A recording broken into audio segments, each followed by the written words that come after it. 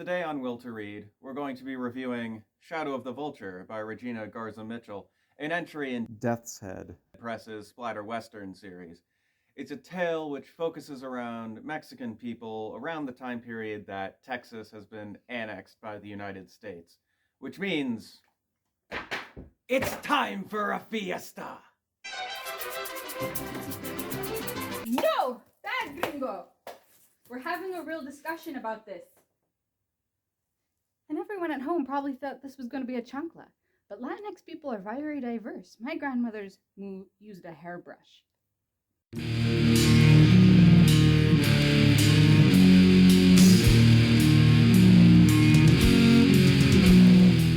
Hello everyone, I'm Will, and this is Will to Read. Today we're going to be doing something a little bit different. Instead of me just giving a regular review, I thought for this book it would make more sense to have a bit of a discussion with my partner, who you've actually seen in a few different videos, mostly taking my books or doing something. She hasn't actually spoken yet on camera, although she did earlier in this video, so you have heard her voice. Anyway, so this is Dom. If you could just introduce yourself to the fine people of youtube.com. Hello, my name is Dominique. As Will said, I'm Will's partner and also his book thief. I'm a little bit of my background, so I haven't been an avid reader as of late, at least not for my own pleasure. I was in grad school, I was getting my master's in social work, so my reading list is primarily circled around things pertaining to race and class and community organizing and just kind of how narratives and stories are told by those in power and also those who have been robbed of power. So that's kind of my background. Yeah, cool. So, I guess we should just get started talking about the book. So, I know you wanted to talk a bit about the Western and how this goes against it. Yeah. So from the get-go, I was really excited about the subject of this book, Shadow of the Vulture, because I'm very familiar with the old narrative of Westerns. Like, my grandpa watches them. I watched all, the John Waynes and the Clint Eastwoods, and it's a very common narrative of a white cisgender male riding into a town or going on a journey, and people of color, especially Latinx and indigenous people, are often secondary characters, especially Latinx women. There's so many versions of the Latinx woman who's working at the bar, who's being harassed, usually by other, Latinx people. And the white guy comes in and saves her, and that's pretty much her role, is to be saved from her people by the random white guy rolling through town. So I was really excited that this was completely different, and I just had a different narrative. Yeah, I find a lot of even the quote unquote meta westerns tend to use those tropes a lot too. They tend to not really question that stuff. Really, the more of the questioning tends to be around was Manifest Destiny actually good, or just being just messing with some of the tropes. I find they don't tend to a lot of the times go against the more racial or sexist aspects of the genre. There are obviously some that do, this book being a very good example of both, but I thought that was really refreshing. I think probably one of the major reasons for that it is written by a Chicana, so it makes sense that she'd want to subvert those tropes, or not necessarily subvert, but get rid of them, I guess would be a better way of putting it. Yeah, and I think really, because you were talking about even the more meta westerns, just kind of talking about Manifest Destiny, and it's great to question that. I mean, it needs to be discussed, and the story of indigenous people and the effects of this westward expansion on them. But I found often Latinx people are kind of, I almost want to say, removed from the equation as if they were never there. And that history, and Garza Mitchell does a really good job of this, of inserting Latinx people back into that narrative of talking about, Spanish people as colonists, with the relationship of Juana and Annalise, where Annalise was an indigenous person working on the ranch of Juana's family's property, and just like how there was a hierarchy of Spanish colonists coming in and depriving indigenous people of land and culture, and basically forcing them to work as hands on their ranch because there wasn't other opportunities. So that's very, very dynamic story to be told, and she does it really well, and just a couple of narratives back and forth between these two characters. Yeah, I just want to like point out there's a really good bit. I wanted to read this line. The she in this quote is Juana. I should have eaten their hearts, she said. Should have eaten them the way our ancestors did. She wondered how it would taste to bite down on such a firm muscle, chewing through its toughness to get to the center. You mean my ancestors? Annalisa asked. Your ancestors were too delicate for that sort of thing, and killed mine for being barbaric, she snickered. I thought, yeah, it's like, yeah, it's not really, like, it's not in your face, it's just kind of there, like it would be in, or it is in real life, Yeah, that was, and she does a lot of things like that. She acknowledges the full history, but never like going into actually like describing. Yeah, in some ways this does feel like it's written with a Latinx audience in mind. Not necessarily completely, but but it seems like that is who she's writing this for, which is refreshing because, as we're talking about the anti-Westerns as well, usually a lot of the time still center a white person. Like, they tend to be more sympathetic to the natives or the Mexicans, but they still tend to center a white guy, usually. And so, or they're written by white guys, and so it still centers a white male perspective on Manifest Destiny. And yeah. And having it centered for Latinx people, specifically like Latinx women, how their stories and situations are handled is different. Yeah. Because I'm sure you're gonna put a warning in there because there is. Oh yeah, I can do that. I can add a warning in later. Yeah. Because there is a rape scene in this book, but it's handled very differently than other forms of violence. Yeah, because like the descriptions of the murder of people are very well. It's called a splatter western for a reason. They tend to be very gory and very, very artfully gory. I will say it's very stylistic, and I really like her flourishes and stuff. But it's very gory, whereas the rape scene is.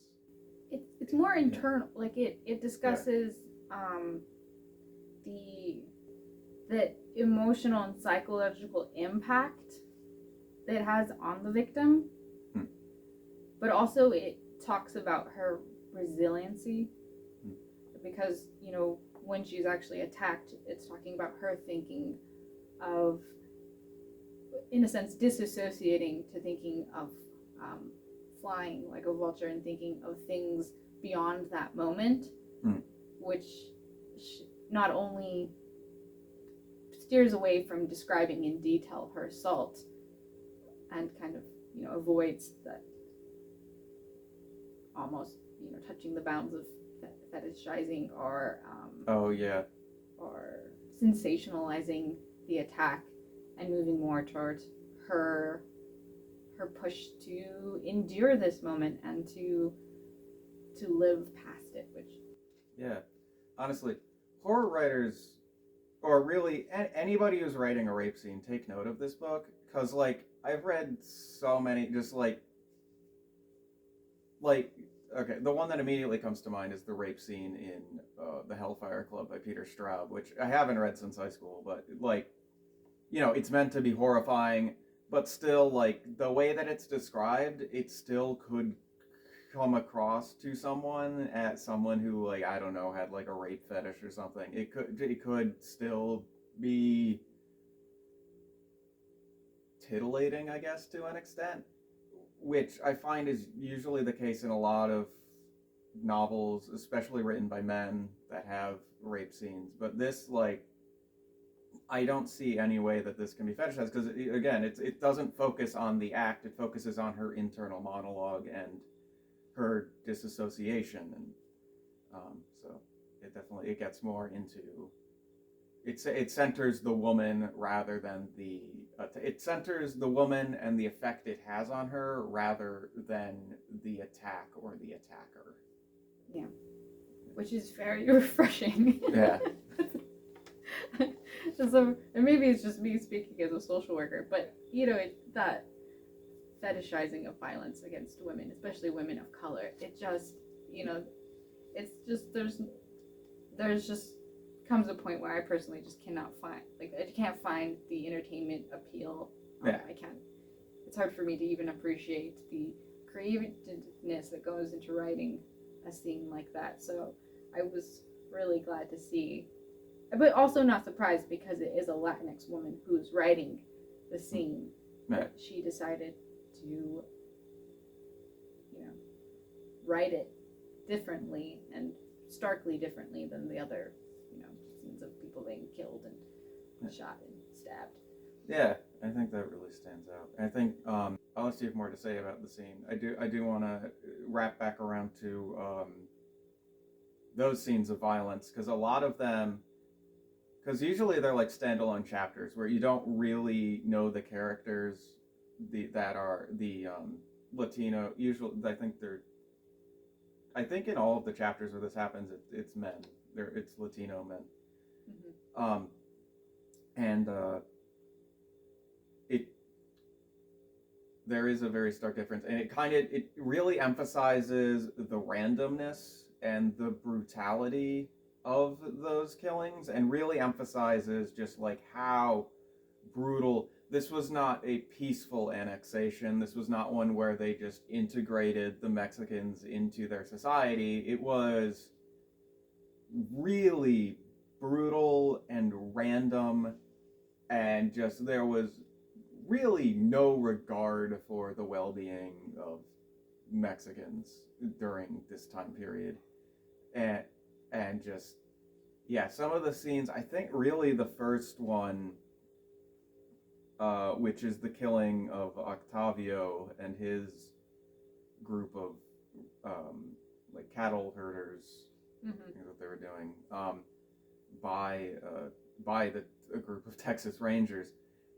And it really, like, well, I was going to say it basically is, but it just is, it was a lynching, just the way it's described. And I mean, I think that's something that also gets overlooked, is there were quite a few lynchings in the Southwest of Mexicans during that time period. Yeah, I really appreciated that she touched on that, and that she showed a different side of Texas Rangers. Yeah. Oh yeah, because they're going back to the old westerns. They're like the good guys. They're like the whatever. Like usually they're like, there's like no bad quality. Like they're the unambiguous. That's the word I was looking for. The unambiguous good guys, and it's like all no. Chuck Norrises. Oh yeah. They're Yeah. They're all Chuck Norrises. Yeah, but in reality they were absolutely brutal, and it's to Latinx communities who, and of course this is with full acknowledgement that Spanish colonists came and stole indigenous land, full acknowledgement, and they settled there for multiple generations, and after the annexing of Texas and after America, after the Mexican-American War gained all this territory, there was a promise that Mexican people who were still there would receive citizenship, and they'd still have their land, and they could basically live as they had been living. But that reality, that just wasn't the reality, as more and more people from the East came and wanted land, especially valuable land. Texas, California, they have material goods, oil, silver, gold. And once they realized how valuable this land was, there was multiple ways in which they got rid of the Latinx inhabitants, either through violence, killing people, or through legal loopholes. And I was very happy that she showed that side of the story, because Texas Rangers to some communities were terrorists. They came and they harassed you, and they told you that you had to pay these different fees to own your land that you've owned for generations, and they basically, in so many ways, found a way to get rid of Latinx people. And that's a history that's often overlooked, and you have to seek it out. And I feel like a book like this shows a bit of that history, and hopefully ignites some of that curiosity in the reader to be like, oh, what actually happened here, so that they can seek out more resources. Yeah. One thing that really struck me about the book as well, the men, the Latino men, it's kind of a mixed bag as to how dedicated they are to their land. Like there's this one character who he's working with the Rangers basically as a translator, and it's kind of emphasized that he thinks, oh, we have to assimilate in order to survive or whatever. And this book really, it emphasizes how wrong he is, I think, a lot through the actions of the other characters and what results of his collaboration. And it really just brings home that all of the women, even the one white female character, are really like, they are preserving kind of the way of life, and also preserving like older ways, because you have like what is her name? Jovita is, she's a witch, she's a bruja, and she ends up teaching one of the other characters, Marie-Lou's kind of different techniques and things. And it really comes to bear, and I thought it was really how Avery dies. Like it's one of the most nasty scenes. The whole like the spider bite. The sheriff. Like yeah, it's crazy, but that's because of like a curse put on him by Ovita. Yeah, I really liked how they there's a single person writing this book. Well, yeah, Garza Mitchell. Yeah, I really enjoyed that as well, is because you have Jovita, who is a bruja, and what I like is that her magic is, and I hope I'm not giving too much by. Oh no, it's fine. I'll put like it's a 90-page book. You can't expect us to talk about it in depth without giving some spoilers. I did just give away how he died, so one of the main villain, So. Yeah, because Jovita, she puts a curse on Avery, and what's so enjoyable is that it's real. Like there is this sense of magical.